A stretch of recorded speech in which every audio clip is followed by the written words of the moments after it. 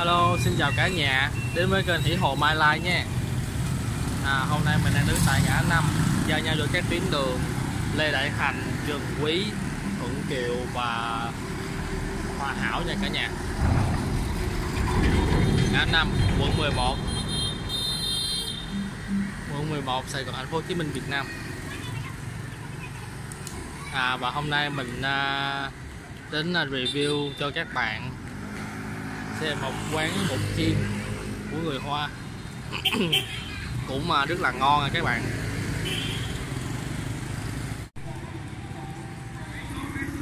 Xin chào cả nhà, và cái quán bột chiên mình nói là nằm trên đường Hòa Hảo nha cả nhà.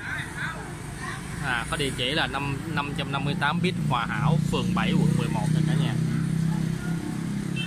Phường 7, quận 11. Tên là Thuận Thành 2 nha cả nhà. Bột chiên ở đây là có rất nhiều món như là hủ tiếu nè, bột chiên khoai môn, bột trứng, mì Quảng.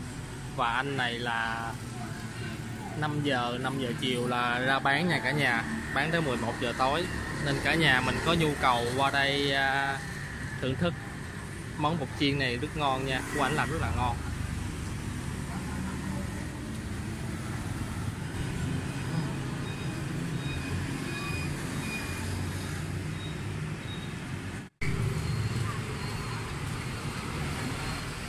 Bây giờ mời cả nhà cùng theo dõi anh này chiên bột này cả nhà. Cả nhà cho mình xin một like, một subscribe, đăng ký kênh để ủng hộ mình nha cả nhà. Cảm ơn cả nhà rất nhiều ạ.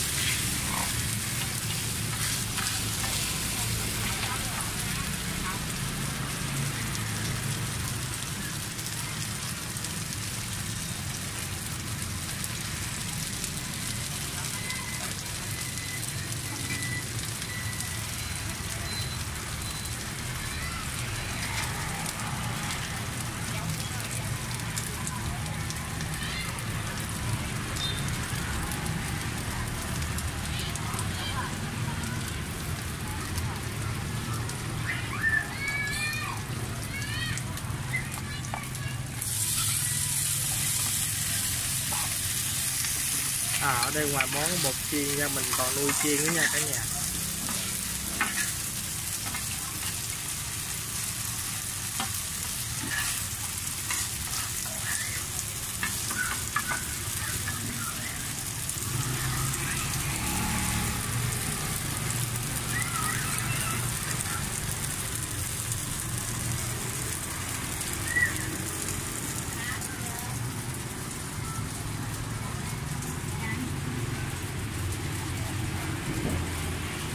Đây là anh đang làm bò.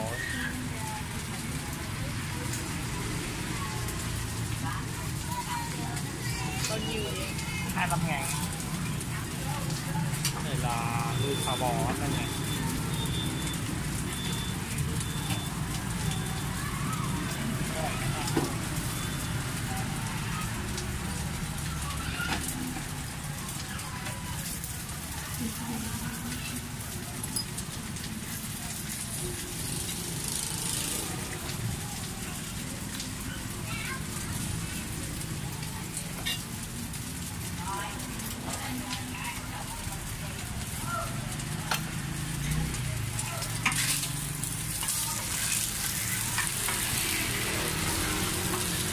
Ủa anh cho hỏi mình ở đây mình bán từ mấy giờ tới mấy giờ anh? 5 giờ rưỡi đến 11 giờ thôi. 5 giờ rưỡi đến 11 giờ tối.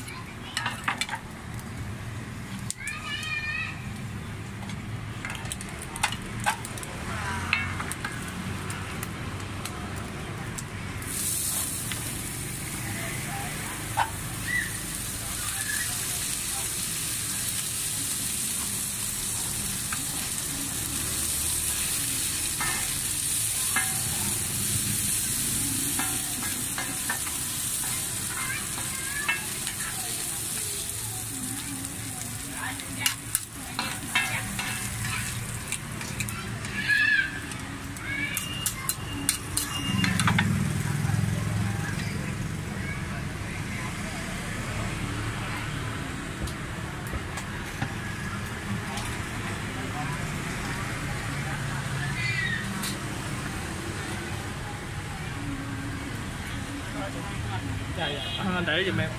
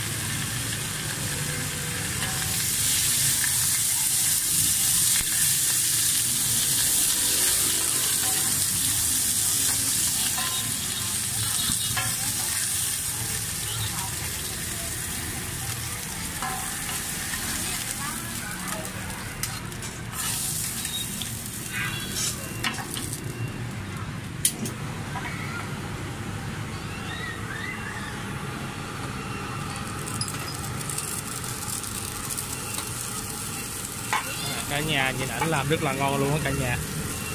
Bây giờ là ảnh là xào bò nha cả nhà.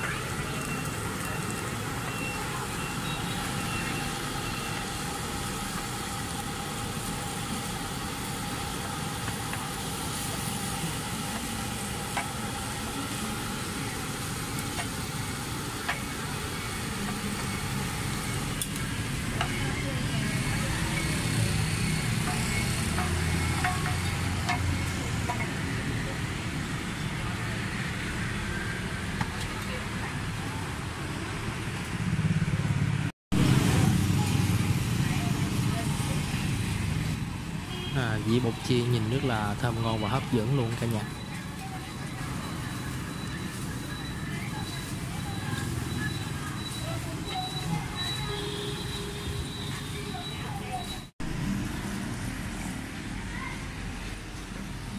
Và hiện giờ đang là 10 giờ tối nha cả nhà, nên đoạn đường này tương đối là vắng nha cả nhà.